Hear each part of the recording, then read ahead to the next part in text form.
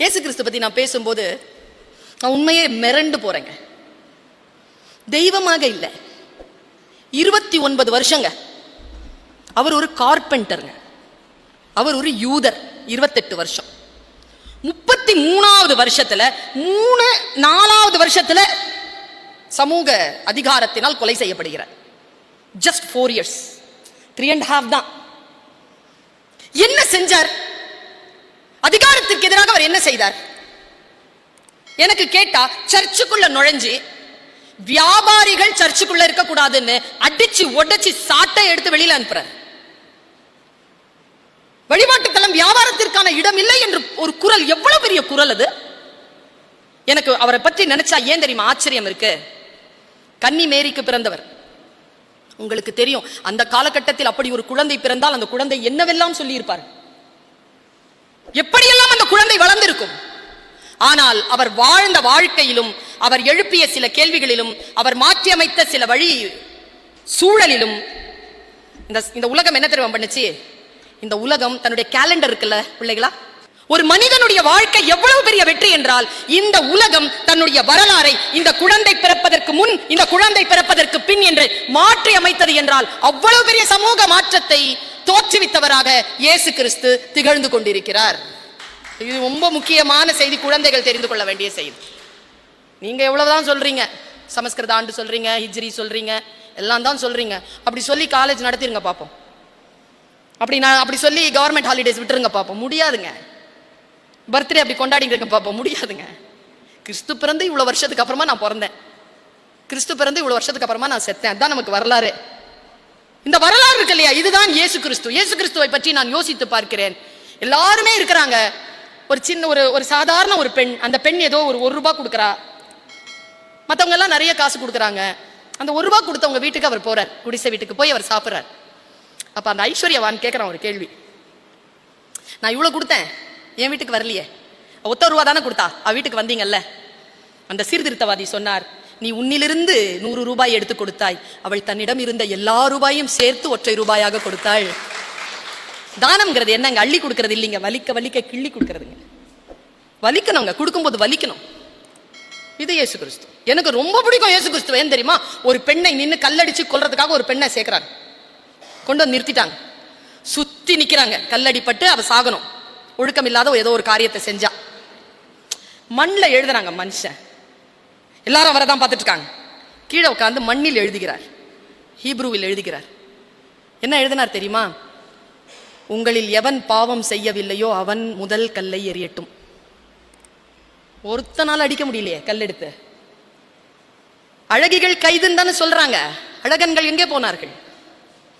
அவர்களை பற்றி எந்த குறிப்பும் இல்லையே. அப்படித்தானே போடுறாங்க. பெண்கள் குறித்து தானே எல்லா வசைகளும். முதலில் பெண்ணுக்கான விஷயங்கள் நடைபெறுகின்ற பொழுது அதற்கான ஒரு சமூக குரலாக, தன்னை முன்னிறுத்தி கொண்ட குரலாக இருந்தது இயேசு கிறிஸ்துவின் குரல். நான் இப்படிதான் இயேசு கிறிஸ்துவை பார்க்கிறேன். எங்க பைபிள் என்பது ஒரு தேன் கூடுங்க. அது ஒரு தேன் கூடு. நீங்க படிச்சு படிச்சு பார்க்க உள்ள இருந்து தேனா நீங்க பிழிஞ்சு எடுத்திருக்கலாங்க. அதுல இருந்து இந்த பக்கம் அந்த பக்கம் பிரிக்கிறாங்களாம். சொர்க்கவாதி நரகவாதின்னு பிரிச்சுட்டாங்களாம். சொர்க்கத்துக்கு நீங்க எல்லாம் போனாங்களாம். அப்ப இவங்க கேட்டாங்க, கர்த்தாவே நாங்கள் ஏன் சொர்க்கத்திற்கு போகிறோம் என்றால் பைபிள்ல இருக்கு. அவர் சொல்றார், நான் நோய்வாய்ப்பட்டிருந்தேன், நீங்கள் என்னை பார்க்க வந்தீர்கள். நான் சிறையில் இருந்தேன், என்னை நீங்கள் விசாரிக்க வந்தீர்கள். நான் கடனாளியாக இருந்தேன், எனக்கு நீங்கள் பொறுப்பெடுத்துக் கொண்டீர்கள். அதனால் நீங்கள் அங்கே போகலாம். நான் பசியோடு இருந்தேன், நீங்கள் எனக்கு சோறு கொடுத்தீர்கள். நான் வஸ்திரமற்று இருந்தேன், எனக்கு நீங்கள் வஸ்திரம் தந்தீர்கள் என்றவுடன் அவர்கள் சொன்னார்களாம், அங்கெல்லாம் நீங்கள் எங்கே இருந்தீர்கள்? யாரெல்லாம் பசித்து இருந்தானோ நானே பசித்து இருந்தேன். யாரெல்லாம் அநியாயமாக சிறைப்பட்டு இருந்தார்களோ நானே சிறைப்பட்டு இருந்தேன். யாரெல்லாம் நோய்வாய்ப்பட்டு இருந்தார்களோ நான் தான் நோய்வாய்ப்பட்டிருந்தேன்.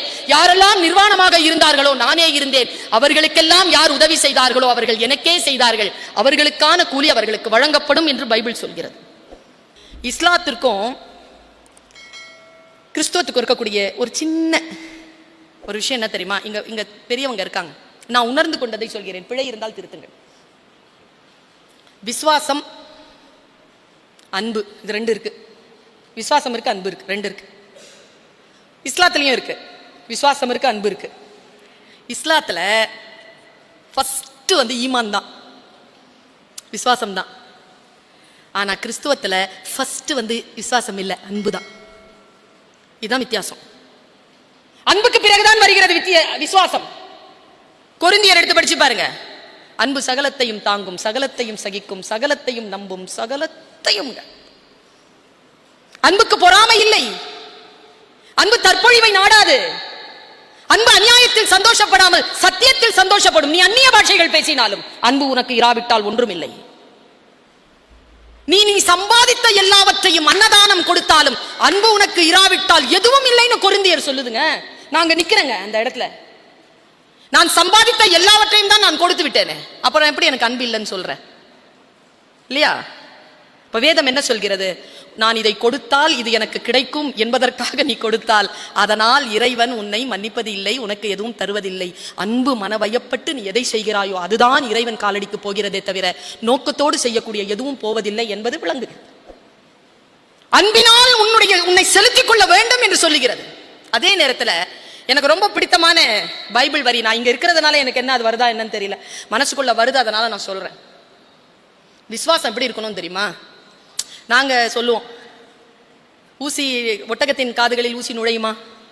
நுழையும். ஏனென்றால் அது கீழ்ப்படிதல் தானே. இஸ்லாம்ன்றது என்ன? Just submission. ஆமா, அப்படிதான். இது நம்புவதுதான். இந்த விசுவாசம் இருக்குல்ல, இந்த விசுவாசத்தை பைபிள் எப்படி சொல்றது பாருங்க. அந்த பெண்ணினுடைய பெயர் எனக்கு தெரியவில்லை.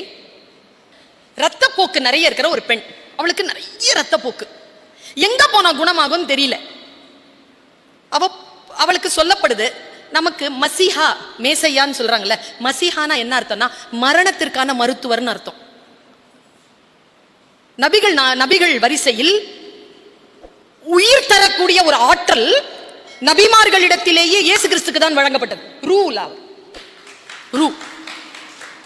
கொடுக்கப்பட்டது. அவர்கிட்ட போனா குணமாயிரும் சொல்றாங்க. இந்த அம்மா நம்பிடுச்சிங்க, அவ்வளவுதான். குழந்தைகள் கவனம், நம்பிடுச்சு. ஒண்ணு நம்பி என்ன பண்றா அந்த பொண்ணு, போறா. இயேசு கிறிஸ்து வர்றார். வந்த உடனே அந்த கூட்டம் பயங்கரமா இருக்கு, அவர் அப்படியே கொண்டு போறாங்க. நிறைய பேர் இருக்கிறாங்க, அவளால அங்க கிட்ட போக முடியல.